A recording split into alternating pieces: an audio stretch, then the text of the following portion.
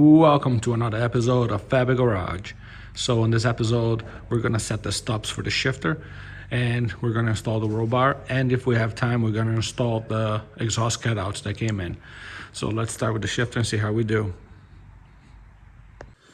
Okay, so we're gonna set the stops on here. I basically just loosen these up, front and rear. And I have my Loctite ready. I'm gonna use blue. And I have my feeler gauge here. 10,000ths. That's what Steeder recommends between the bolt and this when you're in gear. So I'll show you guys how I do it. I'm using the shift handle that came with it just for temporarily, just to set this, and then I'm gonna use my regular shift handle. So let's get to it. Okay, step one, you're gonna unscrew this bolt pretty much almost all the way up. You put this in third gear and pull this bolt up almost until this is ready to come off. Then you're gonna put a little drop of Loctite on here. Then you can screw that back in. So what that's gonna do is that's gonna set the bolt. Once that dries, this bolt's not gonna move. And then you're gonna put the nut down and you're gonna put more Loctite up top. So now I'm gonna screw this down. So now the bolt is getting Loctite. Now you're gonna put this in fourth gear, and now you see you have a gap. You're gonna put your feeler gauge here. It's hard to do with one hand. Put your feeler gauge here, tighten the bolt through here until it touches, and then drop another drop of blue thread locker on here, and then tighten down that nut. And then do the same thing with the upper one, and that's pretty much your setting. 10,000ths gap on both. Okay, so my shifter's all set. Loctite on the nuts. So the way you test it, you put your 10,000ths feeler gauge here.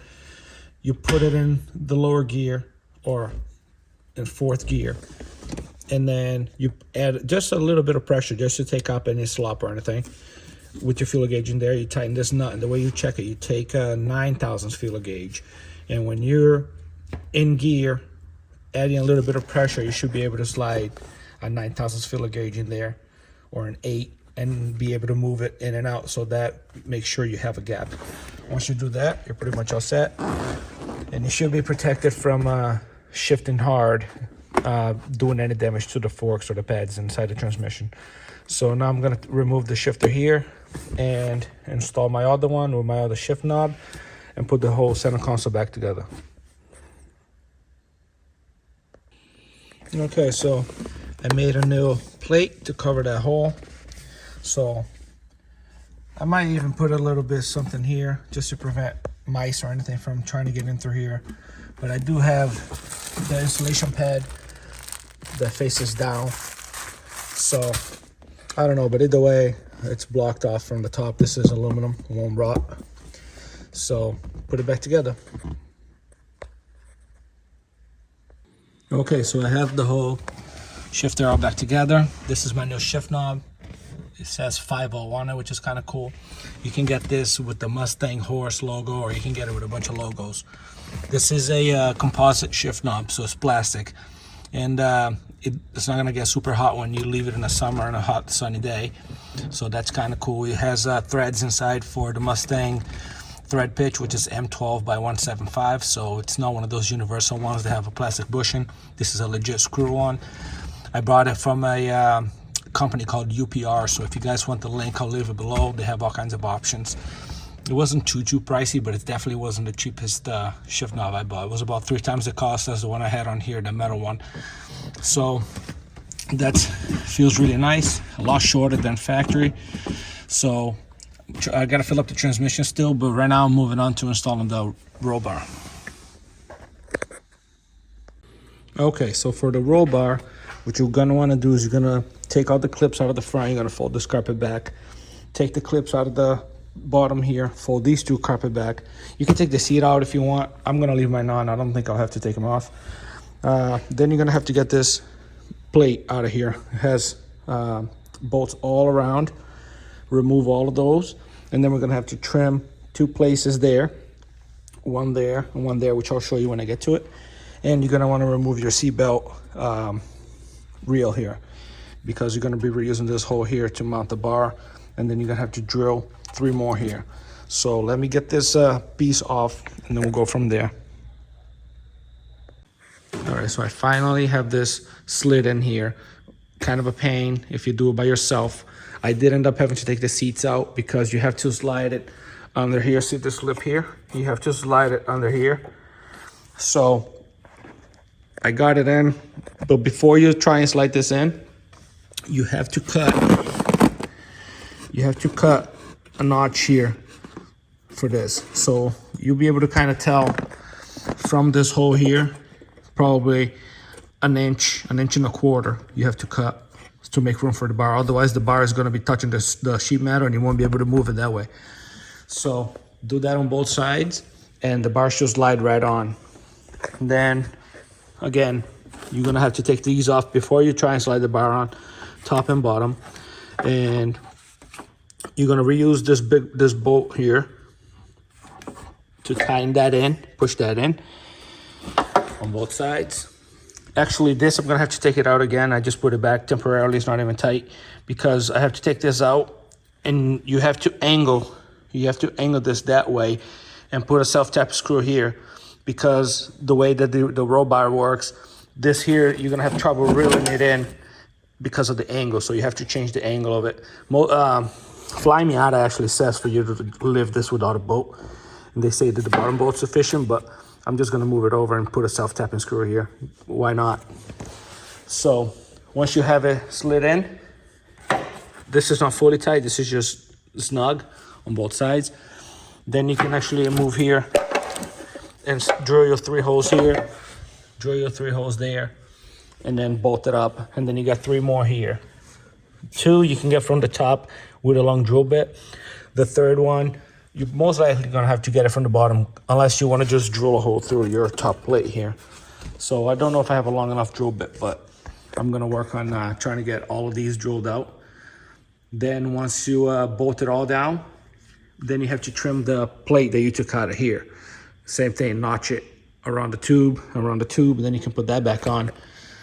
And pretty much just put everything back together except for the plastic.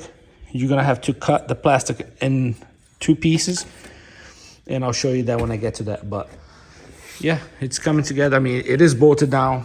It's bolted down here on the top and bolted down there. So it is pretty already. It's not, by the way, my exhaust cutouts just came in, so that's kind of cool. If I have time to put it on this episode, I will. If not, then definitely next episode. But for now, we're gonna try and get this roll bar all set. So let me get to drilling, and we'll see how we do. Okay, the roll bar is installed. So I have all 3 bolts here, 3 bolts there, 3 there, 3 here. So on this top hole here, you can get a long drill bit and you can drill it from here. And those 2 you will not be able to get to. The only way to get those is to drill it from the bottom, which is just plenty of room. So drill that one out, put the bolt in a nut, tighten it. Then measure the center of this bolt to the center of the hole. Go under the car, take that measurement, mark it, drill it, put another bolt. And then once you have the 2 back bolts in, measure from center of that bolt to the center of this hole. Mark it and poke it right through. So my bolts lined up perfectly. So as long as you measure, you know how to measure decently, you should be able to make the drill bit come right through the hole there. So yeah, this is fully tight. I'm gonna clean all my tools out of here and trim this, the main cover that goes here. I gotta trim the corner to go around the bar here, like that. Bolt it all up, and then just clean it all up. And then when I get to the plastic trim, cut it in half, I'll show you guys. Again, I've never installed a roll bar before. I'm going based off of instructions from Hard Dog themselves. But if you buy one of these new, you might get templates that you don't have to be measuring to drill holes. They might give you a template. Again, I bought this used, so I'm just doing the best I can as far as following instructions. But I don't have, templates or anything like that. So just keep that in mind. But if you buy a new, you probably will get something to help you install it. But anyway, let me clean this mess up. Vacuum all the metal shavings and stuff take all my tools out and put that cover on. All right, so you're gonna have to trim a hole there on the edge for that bar to come through. If you want to take your time and make it pretty, you can, but again, this is kind of like a fun race car, you can say it. I'm not gonna try and do everything super perfect, and it's something that doesn't show because the carpet goes over it, so I really don't really care. But if you want to make it look nice, just don't make it too close. Just leave about a 1/4 inch gap all around, because if you make the cuts too perfect, when the metal expands and stuff on hot days, it might actually rub against it and give you a very annoying noises. So just make sure you leave a decent gap all around the both sides. Now I'm gonna adjust the seat belts. Okay, once you have your main cover back on, you're gonna move on to the seat belt angle. So what you're gonna wanna do, you're gonna wanna remove this 6mm bolt that's up here. You're gonna pull this back, and you're gonna put a screwdriver on here, and you're gonna bend this tab that goes inside of that hole out, and you're gonna make that tab face straight up and loosen up the bottom bolt. And what that's gonna allow you to do is move this to the right and angle it. So pretty much right now the seat belt is coming straight up and down. You're gonna make it so it comes out like this. So see, like that, instead of straight up and down, which is it's not gonna be very good for the retraction of it. So I already did the other side. I'll do this side here, then I'll show you guys. All right, so as you guys can see, I moved that to the right a little bit. So now instead of being straight up and down, it's at an angle like that. So that's all you got to do.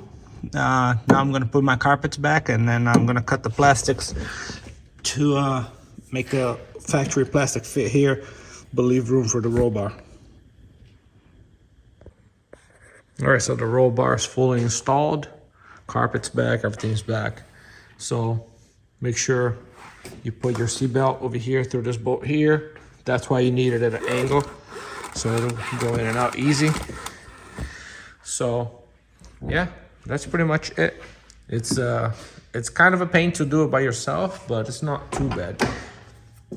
I'll show you the plastic. So the plastic, you have to cut it in 2 pieces, and then you put this half and this half separate. So I could have made this look a little prettier, but it's very hard to cut straight with that saw, the air saw that I have. But I'm okay with it. I mean, like I said, it's not a $100,000 car, but as long as I have the trim back on and it looks somewhat decent, it looks fine. Plus you can see the hard dog decal there. So yeah, look, it's looking really good. I'll show you guys clean up all the tools out of here, but looks real nice. So yeah, now I'm gonna move on to unboxing the cutout. And I have the exhaust on the ground here still. So I'm probably gonna put the exhaust up and then make my marks where I have to cut a hole for the cutouts, and then take the exhaust down again and weld it. But I'm gonna open one kit up and unbox it for you guys so you guys can see. And we're gonna have to modify the cutouts a little bit, because I know how they feel from having them many times over and over all kinds of different cars that I've had. So let's open those boxes. All right, so we know this is quality, because if you read right there, yeah, so that's what you want. Make sure your box says that. I'll show you what's in this kit here. Wow, you got a manual too, not bad. So you get your main cutout. This is aluminum, and the rest is all stainless. There's your electric motor or your plug. So I'm gonna start off with the main things that happen to these. These screws here are tight now, but once you get them hot and cold, they will back themselves out, and then this flap will be loose.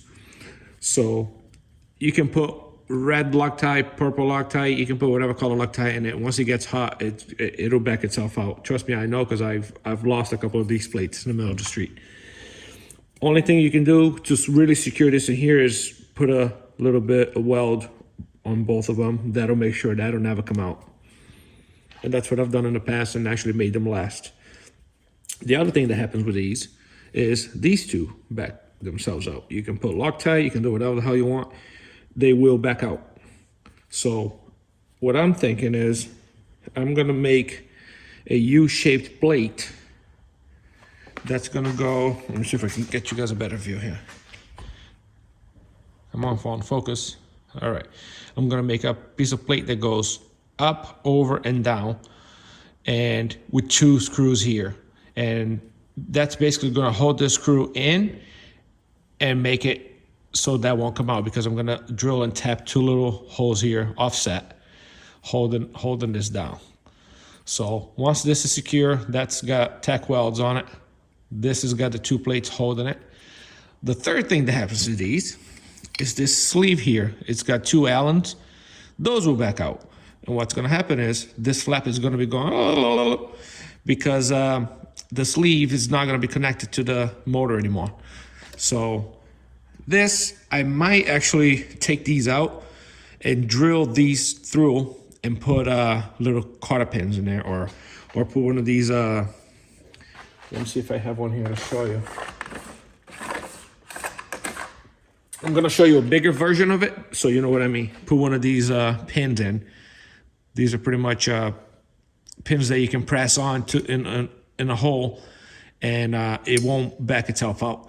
I have a whole kit with all different sizes, so I might take those out, drill them through, and put 2 of these pins, and that will never come out.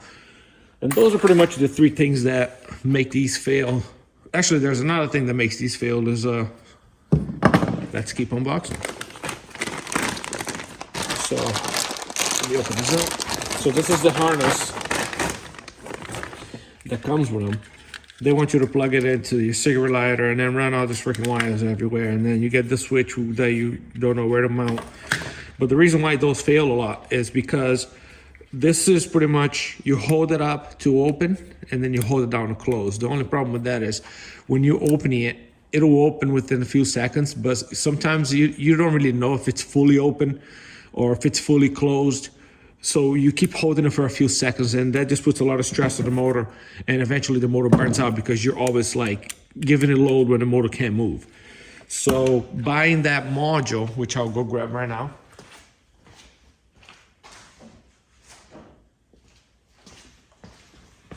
This module here that I put the link below does everything for you. So you have to basically program it. So what you do is you put power to this and you measure exactly how many seconds it takes to open, how many it takes to close. And then what you do is you follow instructions on this and you program this. So let's say this takes exactly 3 seconds to open and close. So you're gonna go on here, you're gonna log on, you're gonna do the programming, and then you're gonna put, all right, when I press that 1 push button, send power to the motor for 3 seconds. And then when I press it again, send power the opposite direction for 3 seconds. And basically that's gonna, close it all the way and then kill the power, so you're not sitting there like giving the juice when the motor is obviously stopped. So I didn't really buy it just for that. It will prolong the life of the motor a little more, but the main reason is so I don't have to hold the switch up. I can just press it and it's done. So it'll be pretty cool. So I'll show you guys when I wire everything up. There's instructions in there where to hook it up, how to put this in Wi-Fi mode, and then go in and do the programming and stuff. But yeah, so I don't know if I'm gonna have enough time to finish the whole install, but I'm definitely gonna start modifying these and at least show you guys how I modify them. Like I said, do the 3 upgrades here so this won't come apart.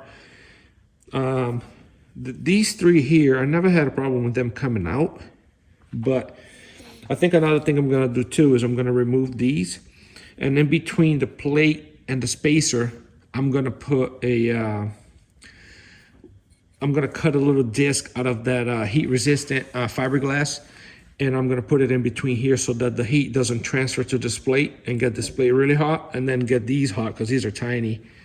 So I think I'm gonna put something in between the 2 metals just to keep the heat down a little bit, because these get pretty hot. So other than that, we're gonna run them and see how they do. I mean, I got the 2-inch version. I didn't want to get it too big because I have limited room next to my muffler, so I got the 2-inch one. Usually, whatever size you get will be the size of your exhaust. So if you're running 2-inch exhaust all the way back, you will get a 2-inch. If you're getting 3-inch exhaust all the way back, then you will get a 3-inch, because this pipe here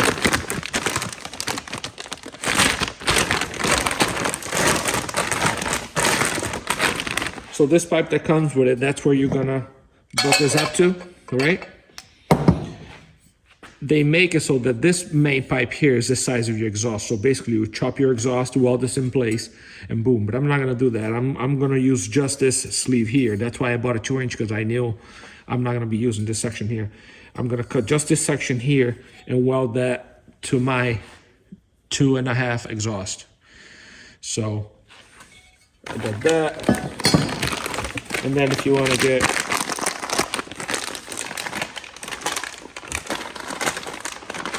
so once you have that and this, if you want, you can put this on the front. And then what that does is, we have more pieces.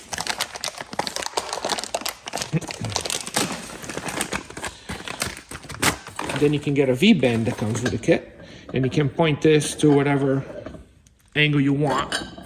So you get that, you get a gasket. You get 2 gaskets to go in between the aluminum and the stainless. This is actually pretty nice stainless, and the welds are actually not bad at all. I mean, for the price I pay for these, I mean, I'm gonna be left with all like this. I probably won't use, we'll see. But got a nice V-band here, stainless, and then they give you bolts. You bolt it all up. Again, make sure you're. I probably will double nut these so they don't come apart. Actually, they didn't even send me nuts. Unless this is, oh, okay, so this is threaded, so this is your nut. So if I don't use this, I have to actually get nuts for this. So, but yeah, this is pretty much the unboxing. Once I get closer to actually installing it, I'll show you guys exactly what I'm doing. But for now, I'm gonna start working on modifying this and tech welding it, so make sure this doesn't fail on us. I think I'm gonna leave this for next episode.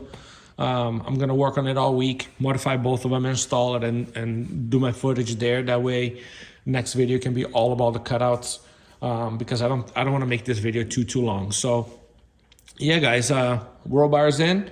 I'm gonna fill up the transmission and get going on the cutouts. And next week, you guys are gonna hear how this sounds, open and closed. So, thank you guys for watching, and don't forget to subscribe. And we'll see you guys on the next one.